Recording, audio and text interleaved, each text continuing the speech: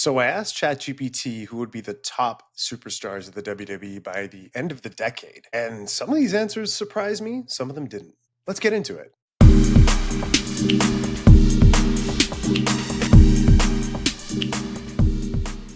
So welcome back to another episode of Romy's Wrestling Hot Takes. I still can't get it down properly, but whatever, we'll get to it.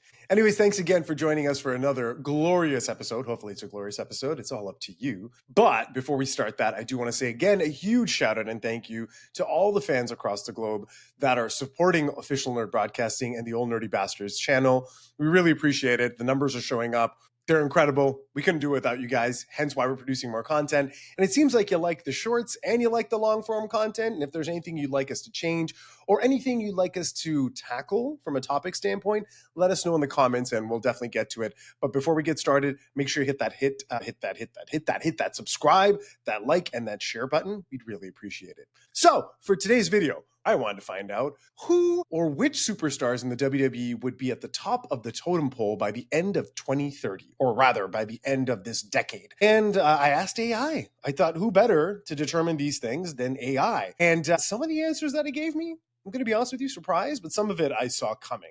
So without further ado, let's go ahead and jump right into it. And again, if you don't agree with it, let me know in the comments who you think you see at the end of this decade at the top holding multiple titles. At number one, we got Carmelo Hayes. Yeah, the man. He's got it all. The way I see it, it makes sense. He's got the it factor, right? He's great on the mic. He's got great in-ring skills. He does amazing work. He's got incredible chemistry in the ring with everybody he works with. And he's got this like comedic element to him that really works. Now, don't get me wrong. I'd love to see Carmelo Hayes just kind of open it up and get more serious like he did in NXT. And the stuff he did with Trick Williams was incredible. Right now, I think he's being underutilized on SmackDown, but that doesn't mean we can't see an incredible future of him just holding a bunch of titles by the end of this decade. Truthfully speaking, like I said, he's got the it factor, and I believe in him. It seems like Triple H believes in him, and it also seems like AI clearly believes in him as well. So I'm not really surprised by the number one pick on that list. At number two, I'm not really surprised by this, but maybe I'm a little bit. At number two, we have Jey Uso. Now, we know Uso has had an incredible year. You know, the Yeet movement is just out of hand. And I'll tell you, there's a lot of hate online for Jey Uso, and I get it. More dislikes than likes on his Royal Rumble win and all that good stuff. Or bad stuff? It's bad stuff. But the thing is, I'll tell you, as somebody that went to WWE Elimination Chamber, I saw firsthand what that reaction was like. And don't get me wrong, I get it. Like, he's got a pretty limited arsenal of moves and his mic work isn't the best. Although at the end of that, whole thing with Gunther, the last week or so, the feud got heated up after the whole Jimmy incident. But when I went to Elimination Chamber and I saw how the crowd reacted to the Yeet movement and how the kids and the building and everybody just popped off, I get it. It makes sense. Everybody is into him right now. Now, I don't know personally over the next 5 years how that's going to play out. But I mean, he's the world heavyweight champion now. And I could see him carrying that belt in the future again, potentially the WWE championship. And don't get mad at me, man. I'm just saying that these are possibilities, okay? I know a lot of people, they're not the biggest fans of Jey Uso.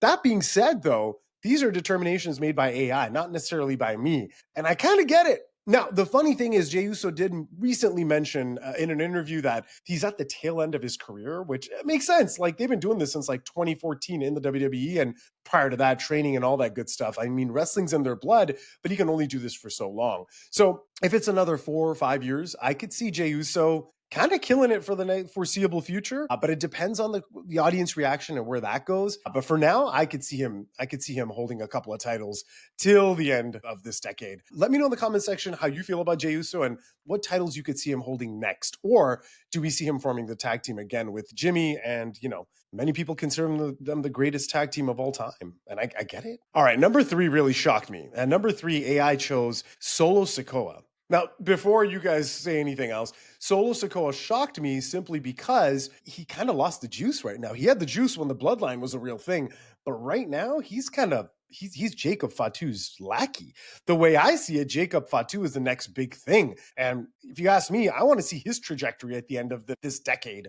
Because Solo right now, he's on the back burner. But I will say Solo's got the comedic timing, the comedic element. He is funny and he knows how to deliver things. So maybe AI is right. Maybe in the next few years we get to see Solo kind of kill it.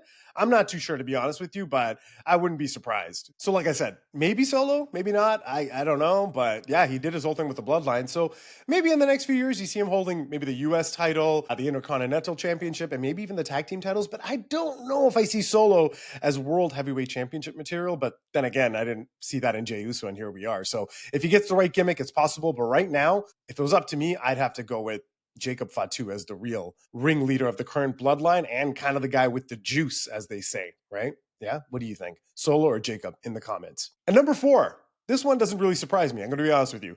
Tiffany Stratton. I look at Tiffany Stratton as this generation's Trish Stratus, right? And again, as somebody that went to Elimination Chamber, I saw that reaction firsthand. And I got to tell you, kids, parents, everybody alike absolutely loves Tiffany Stratton. Tiffany Stratton.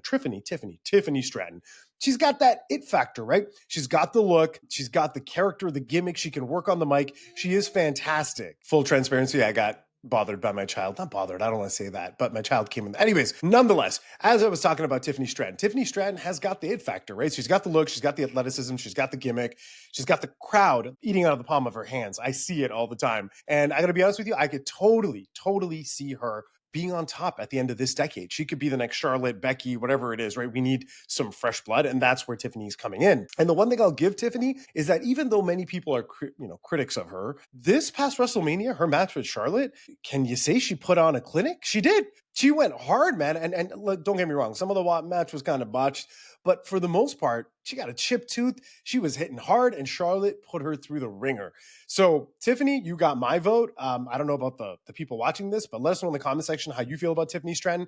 But again, as somebody that saw the real life presence in an audience, she's got it, man. She might be the next big female star, or already is. And at number 5, AI picked Damian Priest. Am I surprised by this? Not really. They've been kind of, I don't want to say pushing Damian, because Damian Priest he's got the look, he's got the physical prowess. You know he's a good worker in the ring. He's safe. They wouldn't have put him with Bad Bunny at, the Puerto Rico show back at Backlash in 2023 if they didn't trust him. And he's been world champion before too. And the work he did in the Judgment Day was pretty remarkable. I'm glad he's past that now, and he's done his program with Drew and all that good stuff. So I'm not really surprised by this selection at number 5 being Damian Priest, because again, he's got everything kind of covered. I'm going to be honest with you though, I'm not necessarily fully sold on Damian Priest to that extent yet.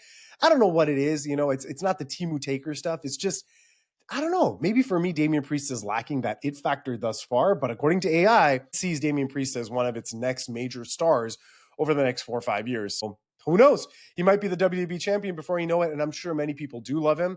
But if you have any other thoughts about Damian Priest, again, put it in the comments. I'd love to hear about that. And at number 6, we have Cody Rhodes. I'm not surprised by this either. I mean, AI again made that prediction, and Cody's had a hell of a run since he's been back.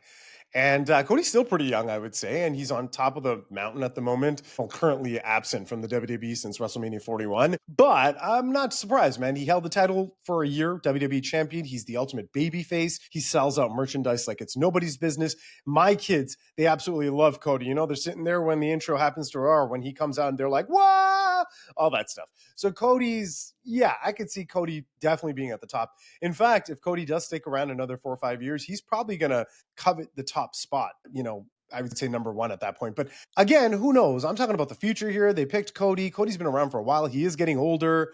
Who knows? But according to AI, number 6 is Cody Rhodes. Now, here's the thing. I still want certain things to play out for Cody. Like, we never found out what happened with The Rock. And don't get me started on Dwayne Johnson right now. But what I mean is, after WrestleMania last year, he got the Rolex. That storyline never went anywhere. We never saw The Rock versus him. And there's so many other things that need to be covered for Cody. I'm not even thinking about the next 4 or 5 years with Cody. I'm thinking about like the next 6 months. And when the hell is he coming back? Maybe SummerSlam? God knows. And if he does come back at SummerSlam, I am so ready to see him turn into Homelander Cody. I need that heel version of Cody. And it seems like John's cracking, like the whole heel thing is falling apart. He's starting to question his decisions as a heel. So maybe when Cody returns, they do a swap and Cody becomes the new heel, or he sells his soul to The Rock. And, maybe Cena's on the chopping block. Who knows? Who knows what's next?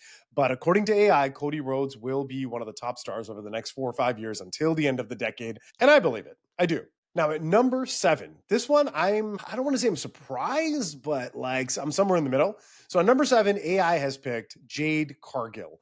Now don't get me wrong, Jade Cargill has the look. Man, if it was up to me, I'd cast her as Storm in X-Men. Of course, I don't think she can act like that. And her in-ring acting or promo skills aren't really that great yet. But she definitely has the look. The look that I don't think any female wrestler has right now. She's got the aura, and the crowd loves her. They pop for her. She's got that it factor, as they would say, right? Physically dominant, and her in-ring work is getting better. Like her match at WrestleMania wasn't as bad as I would have expected, but she's got a long way to go. Now, has WWE made decisions in the past on a person's look and put them at the top? Sure. I don't want to use China as an example, but she's kind of like the modern day China. China probably had better in-ring skills, to be honest with you, and China was the ninth wonder of the world. I really shouldn't be doing this comparison, but I'm doing it from a physical standpoint, right? So there are many other wrestlers in the past that WWE has shot up to the top, and Jade Cargill might just be that right person. And who am I kidding? I could totally see her there one day facing off against Rhea Ripley and Tiffany Stratton and all of them with the WWE Championship, the women's title. And maybe in this coming year or the next year, we'll see her carry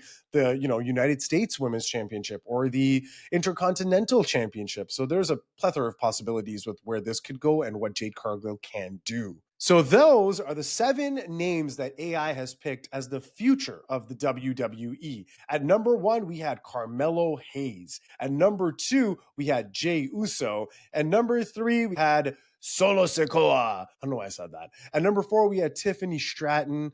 And at number 5, we had Damian Priest. Number 6, not surprised here, Cody Rhodes. And at number 7, we had Jade Cargill. Now, I do want to say this doesn't mean that there aren't other stars that are going to be up and coming. I mean, we saw the return of Aleister Black, who was one of my favorites before he left AEW, and I truly think he's got a lot of gas in the tank still, and he could be one of those top stars by the end of this decade.